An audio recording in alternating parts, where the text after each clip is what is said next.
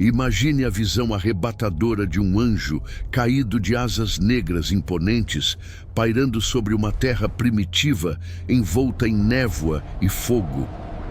Ao seu lado, gigantes colossais, híbridos entre anjos e humanos, caminham entre montanhas que parecem pequenas diante de sua estatura.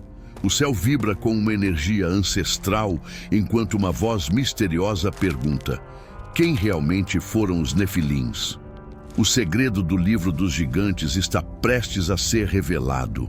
Who really were the Nephilims? Desde os primórdios da humanidade, histórias de seres extraordinários e híbridos entre o divino e o humano povoam culturas ao redor do mundo. Entre elas, a narrativa dos Nefilins destaca-se como um dos mistérios mais intrigantes da antiguidade. O termo Nefilim aparece na Bíblia, em passagens como Gênesis 6, referindo-se a gigantes e filhos de Deus que cruzaram a linha entre o céu e a terra. Mas a verdadeira dimensão desses seres foi parcialmente perdida, oculta nos fragmentos do antigo livro de Enoque e especialmente no enigmático Livro dos Gigantes, uma obra encontrada entre os manuscritos do Mar Morto que nos leva a refletir sobre os limites da humanidade e a interferência angelical. O Livro dos Gigantes amplia a narrativa dos anjos caídos, conhecidos como vigilantes, que, segundo a tradição, desceram à terra e tiveram relações proibidas com mulheres humanas, gerando uma raça híbrida, os Nefilins. Esses gigantes, de força e estatura incomuns, causaram caos e desequilíbrio, rompendo a ordem natural do mundo. A obra detalha suas aventuras, conflitos e a tragédia que culminou no dilúvio bíblico, que foi, em grande parte, uma resposta divina para eliminar essa ameaça.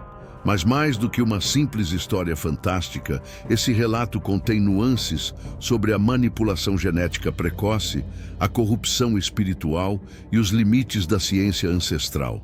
O texto revela uma visão primitiva de bioengenharia feita por esses seres divinos caídos, uma espécie de engenharia genética mitológica, muito antes da ciência moderna. Essa junção de espiritualidade e ciência ancestral desafia nossa compreensão tradicional da história humana. Psicologicamente, o fascínio pelos Nefilins reflete o eterno conflito interno entre o que somos e o que desejamos ser. A mistura de divindade e humanidade, poder e fragilidade, luz e sombra. Esses temas são universais, ecoando em mitos e arquétipos ao longo dos séculos, especialmente na visão junguiana do inconsciente coletivo, onde os gigantes representam os gigantes interiores, as forças arquetípicas que habitam a psique humana e desafiam nossa identidade. Este é o primeiro vislumbre desse mistério profundo que revela muito mais do que figuras lendárias. Revela a luta eterna da humanidade com seu próprio lado obscuro e suas origens ocultas, convidando-nos a questionar o que realmente significa ser humano e até onde a influência do divino se estende.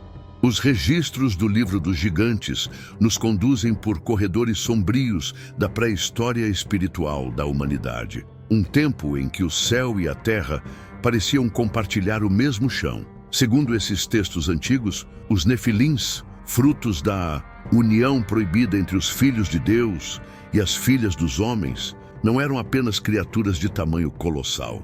Eles eram a convergência viva entre o divino e o corrompido, entre a luz e a rebelião. O livro os descreve como seres desajustados, violentos, vorazes, incapazes de se saciar.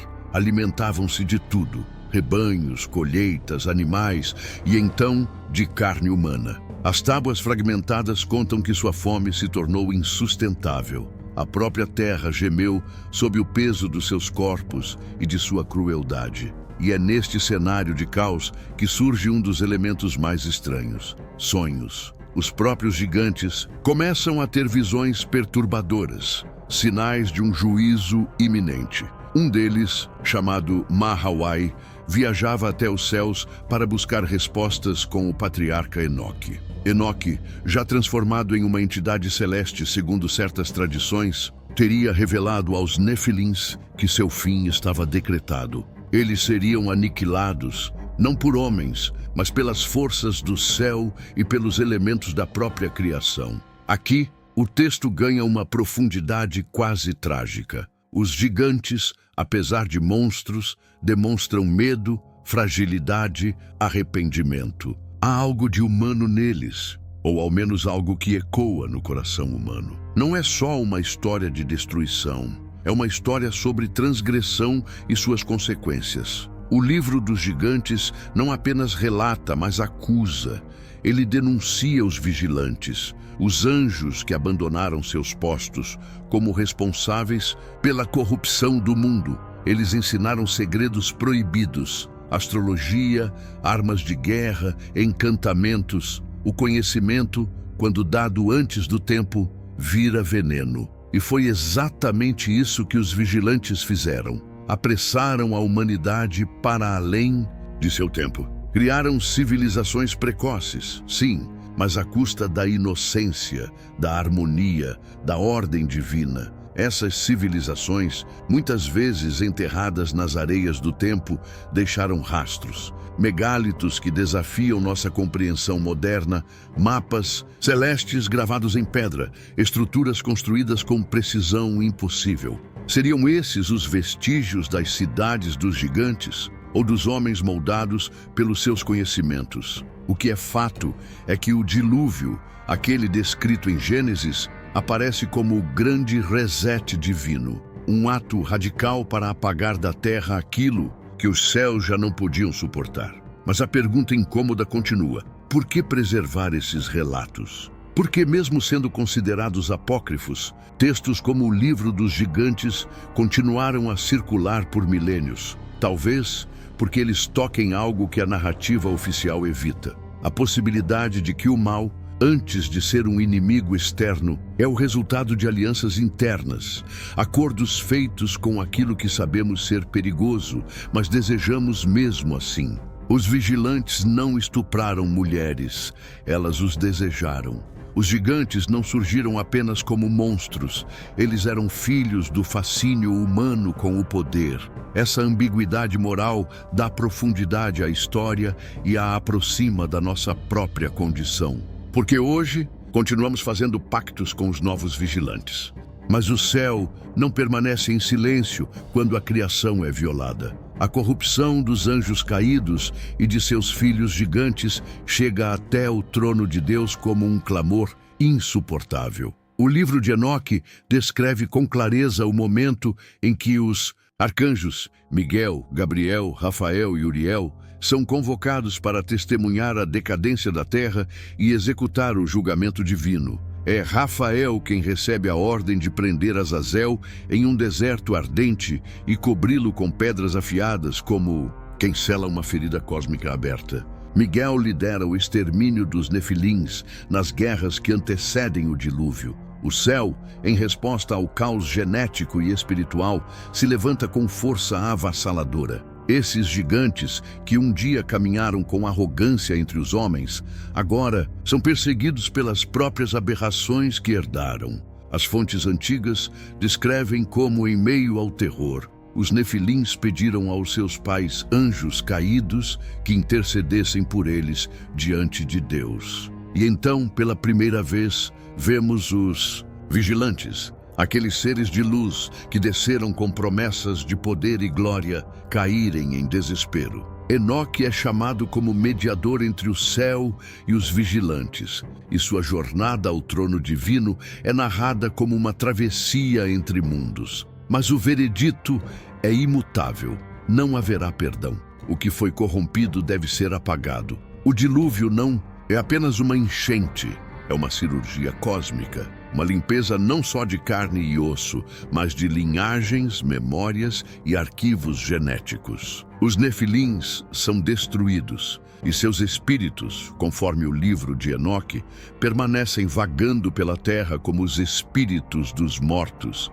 as entidades que dariam origem à tradição dos demônios. não são demônios do inferno. São restos de uma criação abortada, sem lar, sem destino, sem redenção. Espíritos híbridos, eternamente famintos por corpos. Mas a história não termina com o dilúvio. O livro dos gigantes insinua que alguns desses seres, ou fragmentos deles, sobreviveram, que sua essência contaminada voltou a se manifestar nos tempos de Babel, nos impérios antigos, nas genealogias ocultas.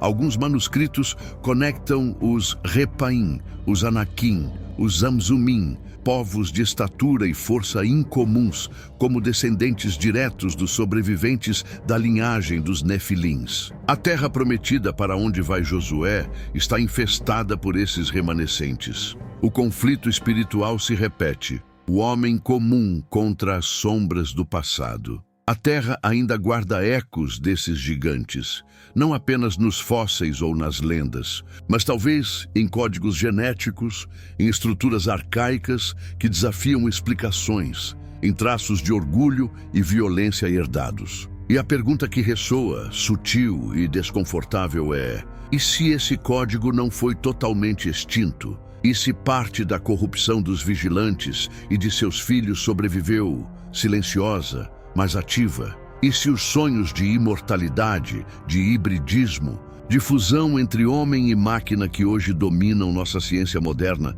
forem apenas uma repetição disfarçada do antigo erro? Os textos apócrifos, os pergaminhos de Qumran, os fragmentos do livro dos gigantes, todos parecem alertar. O que aconteceu antes do dilúvio pode acontecer de novo. Não com as mesmas formas, mas com o mesmo espírito. O espírito de rebelião, de transgressão dos limites, de invasão do sagrado. Noé recebeu instruções para construir uma arca. E nós, o que estamos construindo? Códigos genéticos imortais? Máquinas conscientes? Cidades sem alma? A linha que separa o humano do híbrido pode estar prestes a ser cruzada novamente. O tempo gira em espirais. E os gigantes talvez nunca tenham ido embora de verdade. Estão à espreita, nos laboratórios, nas ideias, nas ambições. Porque o que começou no céu e caiu sobre a terra jamais deixou de desejar ascender novamente.